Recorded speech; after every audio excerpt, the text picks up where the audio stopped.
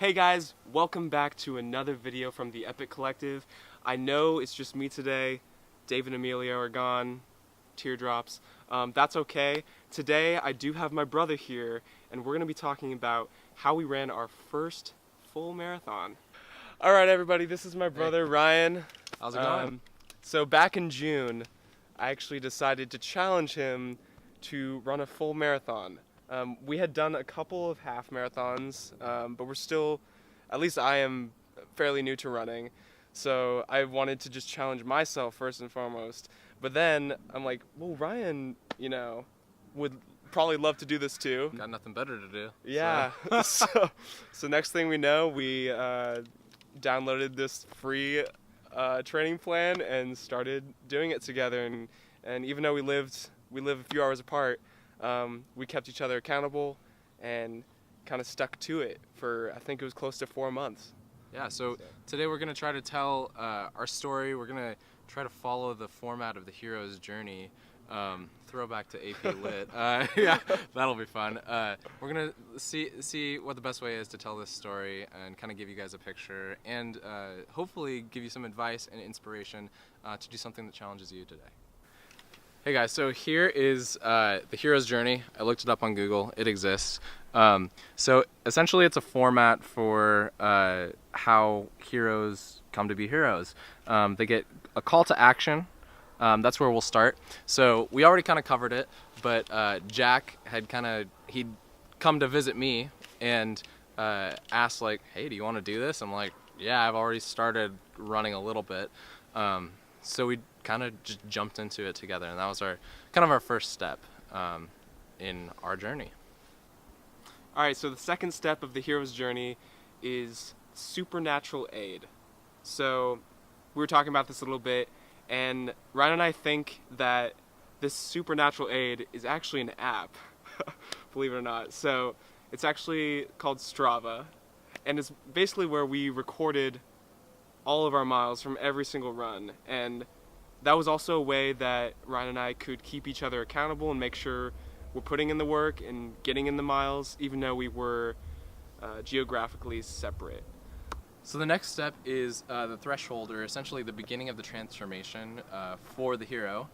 So in this case, a lot of like heroes in the hero's journey encounter like a helper or a mentor. Since I wasn't training with Jack, I don't know if he had a mentor, but I definitely had a mentor in my girlfriend's dad. He's run multiple marathons. I think his first one was in Hawaii, and he hadn't trained for it a whole bunch at all. So he gave me a lot of advice for my first marathon. And my girlfriend actually has run a ton of half marathons and has a lot of her own training methods that she shared with me to help me do my best to get started. So the next step along the hero's journey is called challenges and temptations. So obviously at the beginning of training, Ryan and I were like super motivated, and we're getting out there every day. And it was super easy because, you're presented with a new challenge, you want to get after it right away. After a couple months into training, it can begin to get a little repetitive, or you may not be super motivated to get out there every day. You may have a busy schedule and got to make time for it. But I think one of the ways at least I combated that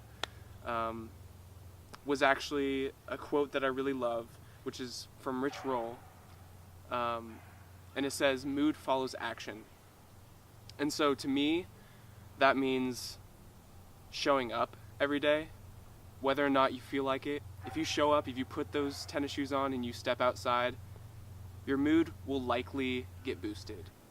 So for my challenges and temptations that I encountered along the way, I definitely thought about quitting, but I had made this promise to my brother to do it. And the major challenge that I started to encounter, at least early on in the training process, was my schedule.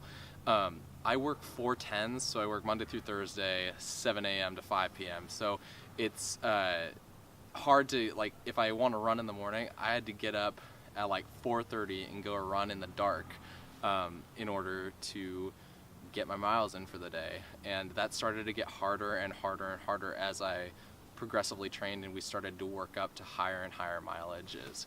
So because of that, I was like, oh man, is this really going to be worth it to me? And it ended up to be very, very much worth it. But it was definitely hard, especially at the start, learning how to fit it into my schedule. So after the challenges and temptations part of the hero's journey, it goes to a revelation or I guess the abyss with death and rebirth. And for this one specifically, I remember one of my training runs that was absolute death. It knocked me on my butt. Oh my gosh. So we basically, you train during the week and you run like 3 to 5 miles a couple times during the week, and then on the Saturday or Sunday you do, or whatever day that is for you, you do a long run. So I had worked up a longer and longer and longer run. I hit 18 miles, and 18 miles was total death for me. At this point, I hadn't developed any type of like habit with a race nutrition, which we'll get to that. It's very important. And I went out and ran, and I was kind of stupid with the route that I chose because it was extremely hilly, and I was just not prepared. Luckily, girlfriend comes to save the day. She ran along with me toward the end, which was really fun for her, not for me, because I was sick to my stomach. I felt like I was gonna throw up for at least 5 of the last 5 miles.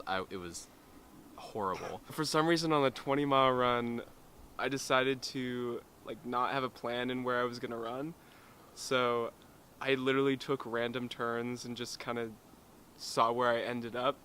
I ended up at this park near my house called Karki Park, and for some reason, I don't know, I was just really feeling it or something. I ran all the way down these giant hills to the beach, and this was around, I don't know, mile 10-ish.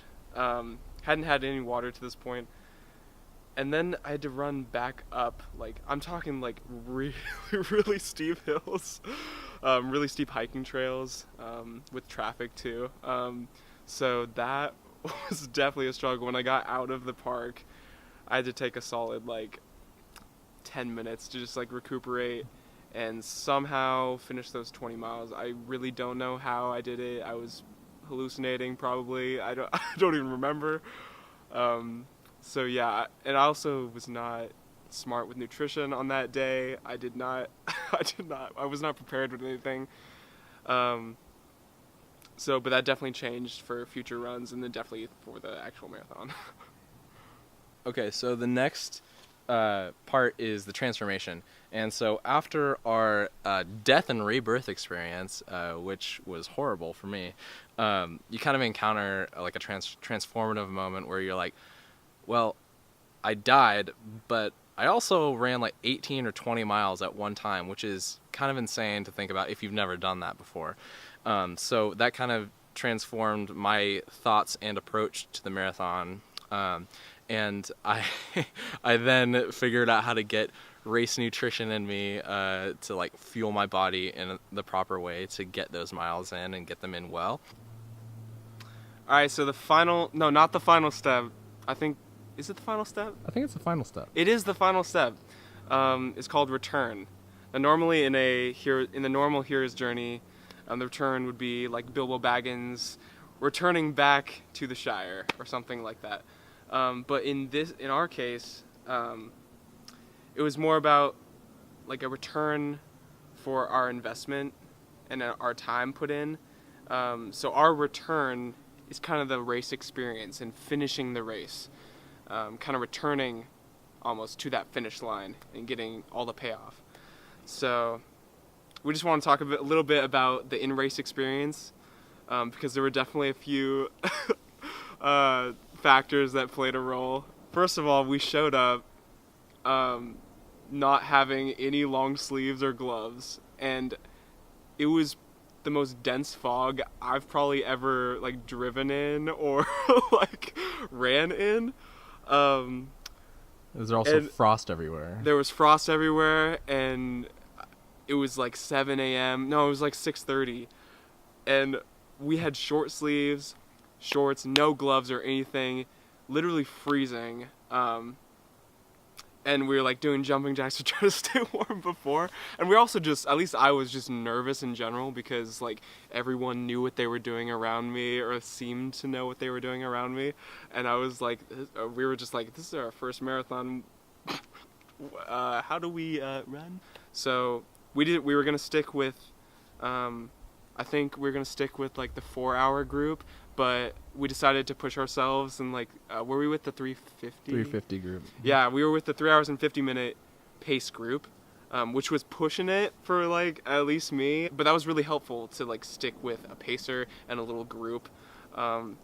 So Ryan and I stuck together for like the majority of the race, and our arms like were absolutely numb, and like my hands, I could not feel my hands. I had to literally run with my hands in my pockets, like really awkwardly for a while. And I remember people were just like looking at me like, oh, you should have gloves on, dude.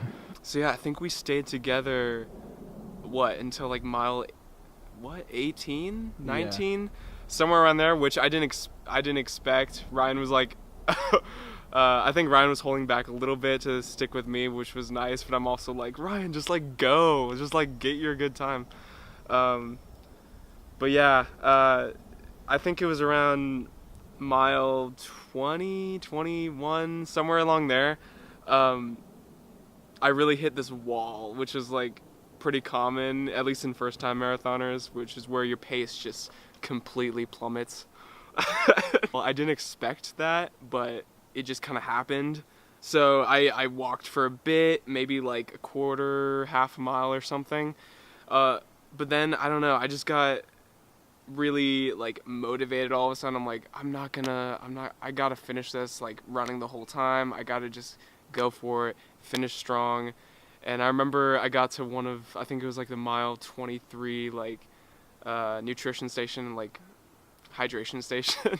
And I took like 3 or 4 gel packs for like way too much, and I think my body was just like super hyped after that, and all of a sudden I just have found this newfound energy, and it was totally the caffeine in those things. It was totally the caffeine. I probably overdosed on those, but it worked, and I finished the race in under 4.5 hours, which was my goal. And man, it felt so good to cross that finish line after like 4 months of intense grind. So Jack did cover most of it, and I stuck with him for quite a bit of time. On average, I'm a little bit faster than Jack, just because I've done more long distance training in the past. But I wanted to hang with him because he challenged me to it, and I didn't want to just like leave him in the dust alone. So we stuck together, and that actually turned out to be kind of a bad thing for me, because I had trained at a certain speed, and then I started slowing down, and I took longer, and I changed how my stride hit the ground too, and there were a lot of factors that resulted in me hitting my own wall as well. And something really strange happened to my thighs. It was crazy. They cramped up. And you know how you were in elementary school and you'd play with a parachute and you'd kind of do the parachute and it'd make all the ripples and stuff? That's what was happening to my thighs, because my muscles were cramping so hard that they were like waving, and it hurt so bad. I could barely walk. But luckily that was only for like 100 yards toward the end. And then I hit an aid station, got a gel, hydrated up, and then somehow did it. But it was really fun, and crossing that finish line, it's hard not to get a little teary-eyed and just be like, wow, I can't believe I did that. And it was just really, really rewarding to take that experience and keep that in my pocket for later, knowing that I trained for something and I did it. So that's a little bit of our story. Thank you, Ryan, for joining me today. Totally. We hope you guys got something out of this story, and we hope this encourages you to get out there and challenge yourself and maybe your brother or your sister or your friend to something that you may not think you're capable of, because it's so rewarding. Yeah. Thanks for having me. Yeah, no problem. Go Epic Collecto. This is super fun. Oh, geez, you scared me. Make sure to like, comment, subscribe, and share. We love you.